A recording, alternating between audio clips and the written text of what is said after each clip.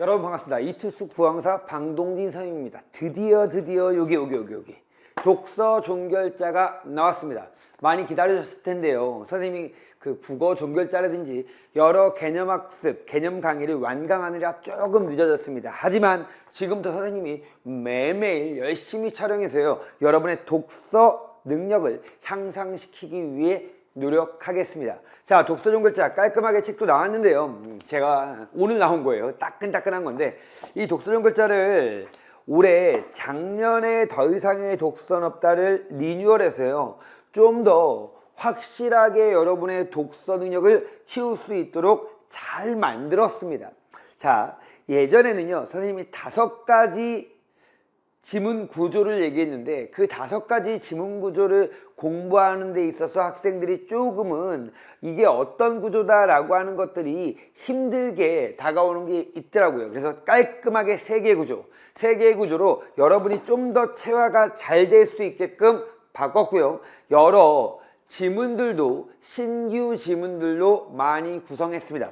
자, 우리가 독서를 왜 못할까요? 이런 걸 얘기하기 전에 우선 작년에 있었던 사태를 한번 보도록 하겠습니다. 작년 11월 18일 날 있던 수능시험의 결과입니다. 자, 화법작문 84.5점, 언어와 매체 82.4점이에요. 아무튼 무지하게 어려웠어요. 근데 그 무지하게 어려운 것의 1등 공신이라고 말하면 될까? 아무튼 보면 화법작문을 보시면 독서,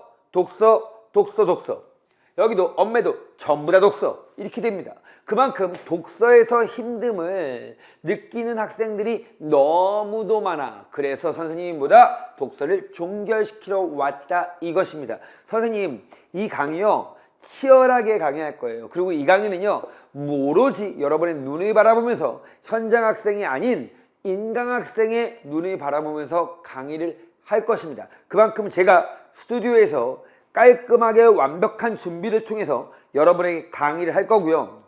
한 지문 하는데도 완벽하게 여러분이 이 지문을 통해서 어떤 방법을 가지고 지문을 읽어야 될 것인가 라는 것들을 끝까지 끈질기게 여러분과 같이 해볼 겁니다. 자, 보시면 이렇게 독서의 오답률이 높은 이유는 뭘까요? 그렇죠. 방동진의 수업을 안 들어서 이것도 있을 수 있겠죠. 선생님 최선을 다하겠습니다. 갑시다. 우선 첫 번째 특징을 보면요, 2022 수능의 특징, 개정 수능 국어의 특징을 좀 말씀드리면, 우선 기본적으로 지문이 짧아졌어요. 이렇게 가나 지문이 원래 몇 자였냐면 가장 많을 때는 2700자까지 있었습니다. 점점 짧아집니다. 이게 이제 해겔 지문인데요. 이것도 의미가 있는 지문인데, 첫 단락, 두 번째 단락, 세 번째 단락 이렇게 돼갖고 가가 끝났고요. 나 같은 경우도 단락이 3단락밖에 없습니다. 그만큼 단락이 되게 짧아졌다라는 거, 지문이 짧아졌다는 거 알 수 있지만요, 지문이 짧아지는 대신 지문 내용에 대한 농축도, 한마디로 말하면 우리가 추론해야 될 것들이 꽤 많아졌습니다. 기출 문제를 통해서도 충분히 연습할 수 있으니까요, 이 추론 부분까지도 같이 선생님이랑 잡아봅시다. 자, 볼까요? 요 지문을 가볼 거예요. 1등급을 가르는 킬러 문항, 요 기축통화 지문인데요. 솔직히 이 기축통화 지문은요, 선생님이 이 지문을 보면서 매우 많은 생각을 했습니다. 분명히 이 지문에 몇 단락이냐면요, 요 세 번째 단락에서 이런 말이 나와요. 문제점이 나오거든요. 미국이 경상수지가 적자가 됐대요. 어이구, 잠깐. 경상수지가 적자가 됐다고 합니다. 요 적자를 누적됐대요. 경상수지가 적자가 누적되기 시작하고 달러가 과잉 공급되어 금 준비량이 급감했다. 요거는 좀 이해할 수 있습니다. 지문에 이제 앞에 있는 내용과 이해할 수 있는데, 이에 따라 미국은 방법을 이제 한번 해결책을 한번 살펴보려고 했는데, 첫 번째 해결책은 뭐냐면 달러화의 가치를 내리는 평가절하입니다. 자, 그럼 문제는 여기서 봐요. 평가절하가 왜 해결책이 되는지에 대해서 이 지문에 제대로 나와 있지가 않다는 거예요. 그러면 달러의 가치를 평가를 절하시킨다는 것은 환율이 올라간다는 것과 떨어진다는 것과, 그럼 환율이 올라가면 수입이 올라갈까 수출이 올라갈까, 이 과정이 생략되어 있다는 거지. 그래서 어려웠다는 거예요. 그러면 이 지문을 완벽하게 이해하기 위해서는 어떻게 할 것인가 라는 고민을 제가 요 독서 종결자에서 가르쳐 드릴 거고 해결책까지 명확하게 제시해 드릴 겁니다. 독서는 수업을 열심히 듣는다고 해서 이 강의에서 선생님이 뭐 여기다 밑줄 읽었고 뭐다 이렇게 해갖고 뭐 써주고 이런 거를 본다고 해서 여러분의 성적이 오르는 것이 아니에요.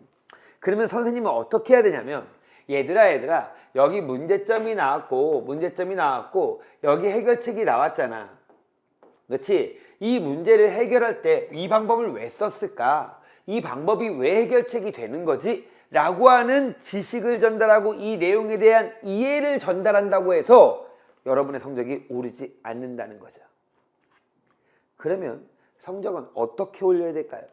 그럼 이렇게 하면 올라질까요? 선생님 여기 보면요 윗글이 참고해 보기에 대한 반응입니다. 이 보기 문제를 제가 풀어드리면 여러분이 다음에 시간이 지난 다음에 예를 들어서 한 3개월이 지난 다음에 다시 이 지문을 보면 여러분이 이해가 되고 문제가 풀릴까요?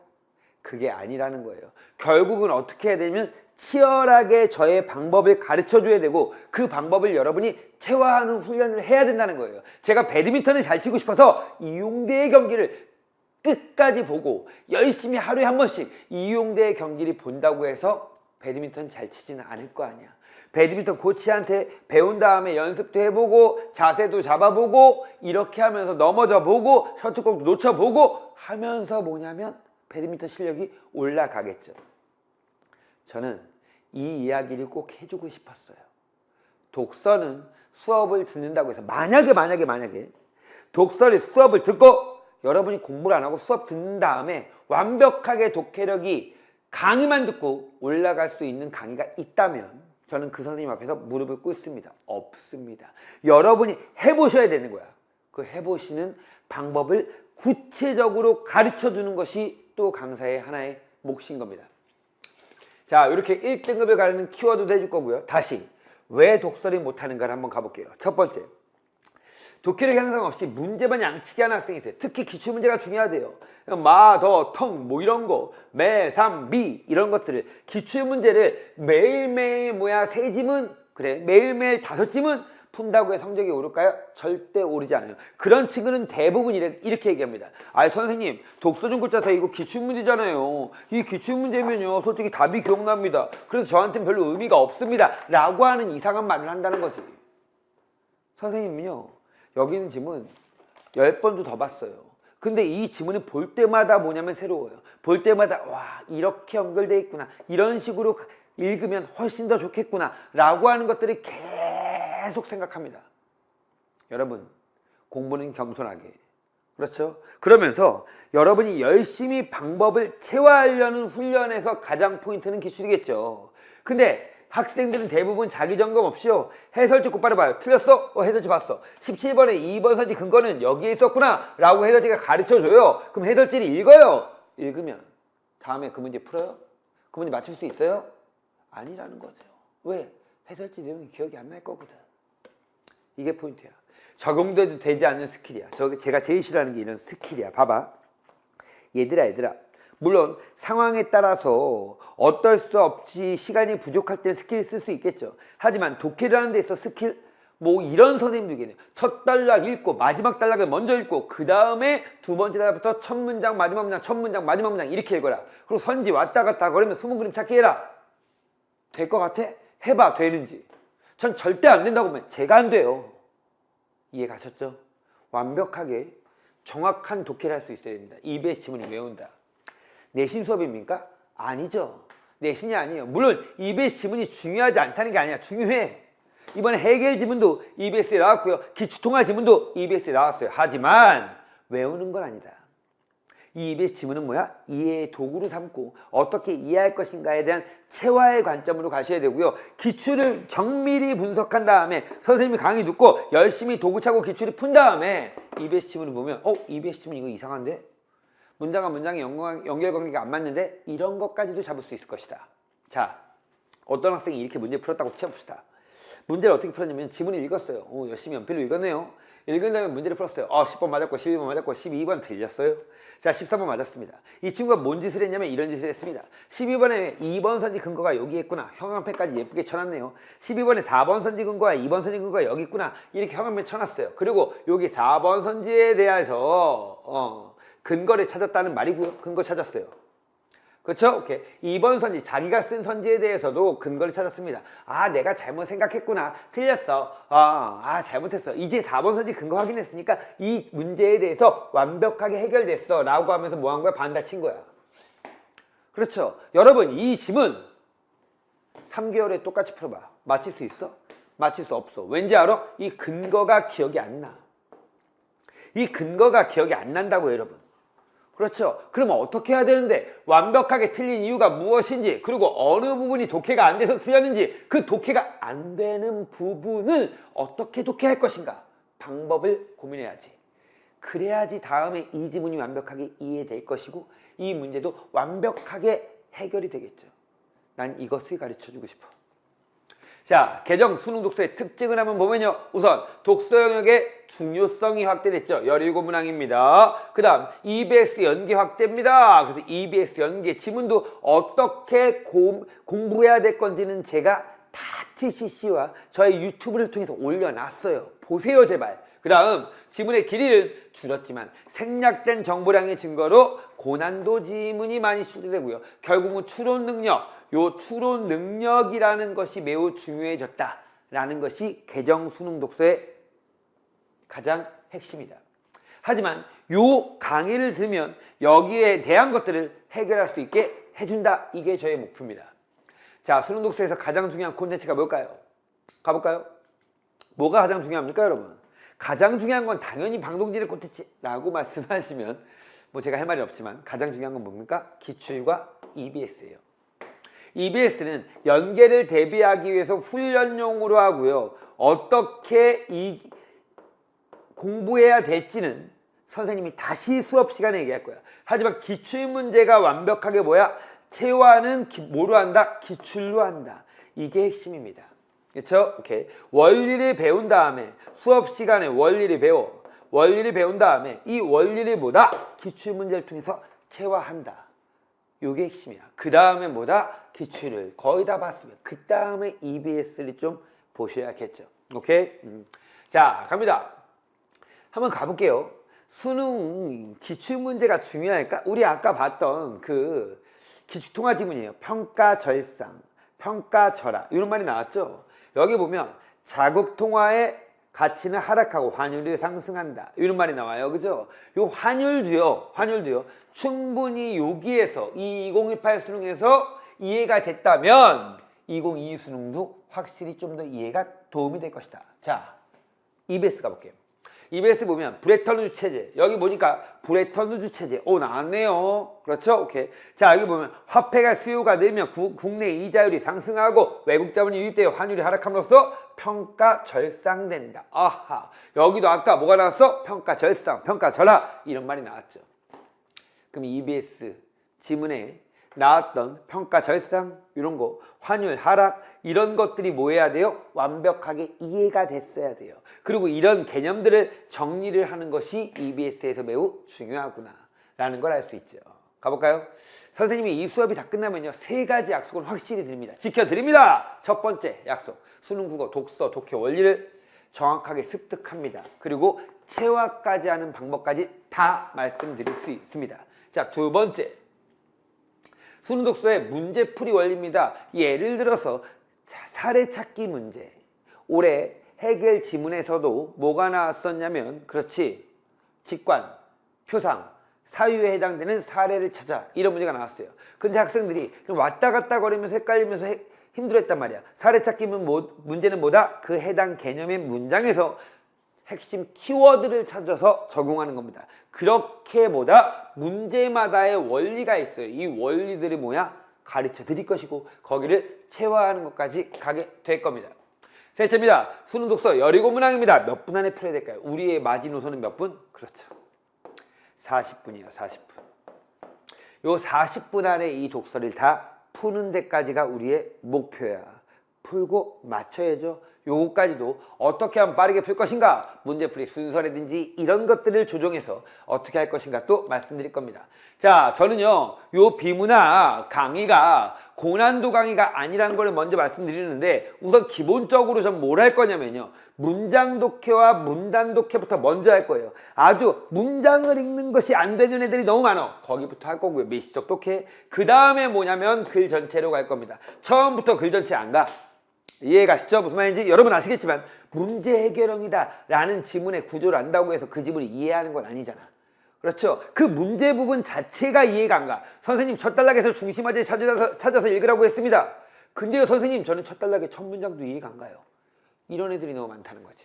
그런 친구들을 위해서 보다 문장 문단 독해부터 갈 거야. 선생님 저는요 작년에 2등급 맞아서 문장 문단 독해는 필요 없을 것 같은데요.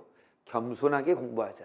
다시 한번 미시적 독해부터 시작할 거고요. 물론 그 전에 수능 전에 점검사항이라든지 여러분이 독해를 못하는 이유 이런 것들부터 먼저 시작하고, 이렇게 1장에서 궁극의 비문학 독해 훈련을 먼저 할 것입니다. 그 다음 유닛 2부터입니다. 드디어 이제 뭐냐면 구조 독해가 조금 나오는데요. 저는 구조가 딱 3가지밖에 없어요. 비교대조, 원리과정, 주제 통합, 요 3가지의 유형의 지문들을 어떻게 읽을 것인가 라는 것들을 말씀드리도록 하겠습니다. 그 다음 뭐가 있냐면요, 1등급 뭐가 있냐, 지워볼까요? 1등급 을 결정짓는 독해 훈련을 해줄 거예요. 독해 훈련. 독해 훈련 해갖고 고난도 철학이나 법과 경제 지문에 대해서 한번 해결해 드릴 거고요. 고난도 과학기술, 이렇게 주제 통합 지문 이런 것들에 대해서 해결해 주는 것이 바로 고난도 독해 훈련입니다.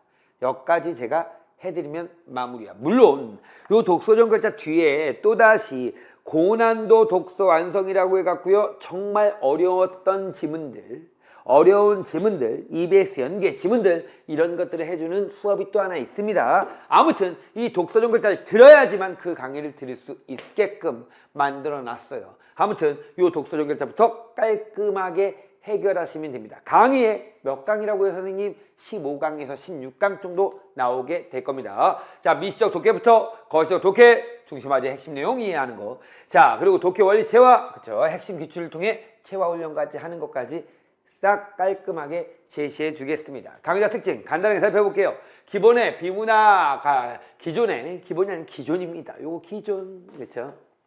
기존의 비문학 강의는 잊어라. 너희는 글을 못 읽는 근본적인 이유부터 추적 학습한다 이겁니다. 여러분이 못하는 이유, 문장 문단 독해가 안 돼서예요. 글 전체 독해를 해야 돼요. 유형별 문제풀이 훈련, 요까지 행동 강령으로 제시할 겁니다. 이런 문제는 처음에 어떻게 하고 어떻게 하고 어떻게 해라, 이런 거. 두 번째 갑니다. 비문학은 독해력이다. 어설픈 스킬 중심 아니고요. 지문을 전부 기억할 수 없어요. 그러니까 보다 완벽하게 핵심 뼈대만 기억하는 훈련, 요거까지도 해드리겠습니다.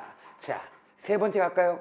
고난도 지문과 문제풀이까지 완벽하게 공략하는 게 저의 포인트야. 철학, 경제, 과학, 기술, 그리고 주제 통합 이런 것까지도 완벽하게 제시할 거고요. 지문 유형, 비교대조, 원리과정, 주제 통합 을 통해 지문을 정복하게 될 겁니다. 그리고 어려운 추론 문제 이런 걸 어떻게 추론할 것인가 라는 것들도 말씀을 드릴 거고요. 자, 가볼까요? 1번입니다. 문장 독해부터요. 문장 독해 넣고 빼기부터 천천히 한 문장씩 읽는 훈련을 통해서 이런 거죠. 지문선지관 OX 문제를 통해서 이렇게 훈련할 겁니다. 한 문단에서 끄집어내야 되는 거, 요 문장에서 어떻게 끄집어낼 것이냐, 그리고 선지를 통해서 OX 문제로 훈련을 하게 될 겁니다. 자, 그 다음 문단 독해입니다. 문단 독해 기본 원리, 그리고 최중요 구문, 이런 구문이 나오면 중요하다, 이런 것들도 말씀을 드릴 거야. 시험에 많이 나오는 구문들도 우리는 같이 연습을 할 것입니다. 그리고 이렇게 문단 독해 해갖고요, 문단 읽은 다음에 어떻게 한다, 뒤에 무슨 내용이 나오는지 한번 가로 넣기도 해보고 OX 문제까지 푸는 훈련을 하게 될 겁니다. 두 번째, 세 번째, 글 전체 독해. 중심화제 어떻게 찾을 것인가, 그렇죠? 세 가지 최종의 구문을 어떻게 활용하고 어떻게 전체적인 내용을 이해할 것인가라는 훈련입니다. 뭐 1문단, 그죠? 비교 대조형 어떻게 읽느냐, 그 다음 원리 과정형 어떻게 읽느냐, 이런 게 나올 거고요. 자, 지문을 한번 같이 문제를 푸는 시간을 가질 거고요. 문제를 푼 다음에 문제 풀겠죠? 오케이. 제가 뭐 할까요? 여러분 문제 풀 동안 뭐 할까요? 필기라고 있을 거예요. 그럼 필기를 한 다음에 방쌤과 함께하는 지문 분석, 아예 새 지문을 통해서 선생님과 똑같이 밑줄 그어보고 이렇게 필기도 제시해 줄 거야. 선생님 칠판에다 깔끔하게 필기도 제시해 줄 거거든. 요 필기를 통해서 카메라 모듈이 나왔으니까 구조 구성 요소면 어떻게 해야 된다? 요 기능을 체크하면서 읽어야 된다. 카메라 흔들림이 있을 때 문제점이지 얘들아. 그 문제점을 어떻게 해결한다? 라고 하는 것들. 이렇게 빨간색을 통해서 과정이니까 번호를 붙여라. 그렇죠? 특징점이 나왔으니까 이렇게 원리를 이해하면서 읽어라. 포인트들을 전부 다 제시해 줄 거야. 선생님이 이 필기하려면 대단히 힘들거든요. 그럼에도 불구하고 열심히 필기할 거고요. 이 필기를 통해서 여러분이 다시 지문이 봤을 때 맞아. 이렇게 읽었어야 되지. 이렇게 읽었어야 되지. 라고 하는 거를 할 수 있도록 정리해 드릴 겁니다. 자, 볼까요? 자, 사고구슬이 뭐냐? 이 사고구슬은 뭐냐면요. 선생님이 이 지문을 읽을 때 어떤 생각을 했는지에 대해서 말씀드리는 거거든요. 한번 볼까요? 여기 보면 자, 영상 안정화 기술. 흔들림에 의한 영향을 최소화하는 기술이다. 영상 안정화 기술이 무엇인지 정의하며 글을 시작하고 있어. 이를 통해 영상 안정화 기술이 해당 글의 중심 화제가 될 거야. 이런 식으로. 읽으면서 선생님이 생각했던 것들을 전부 다 정리해주는 방식으로 이렇게 사고구슬을 해놨어요.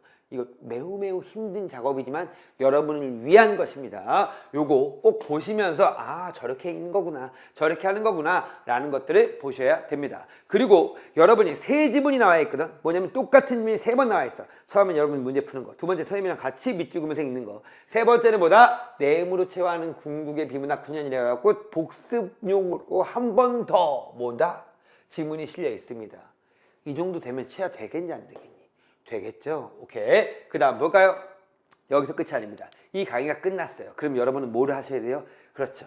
기출독서, 인문사회 예술에 해당되는 기출문제집이 있고요. 자, 기출독서, 과학기술 주제 통합 기출문제집이 있습니다. 이 기출문제집 잠깐 소개하면요. 당연히 문제는 있겠죠. 문제 있고요.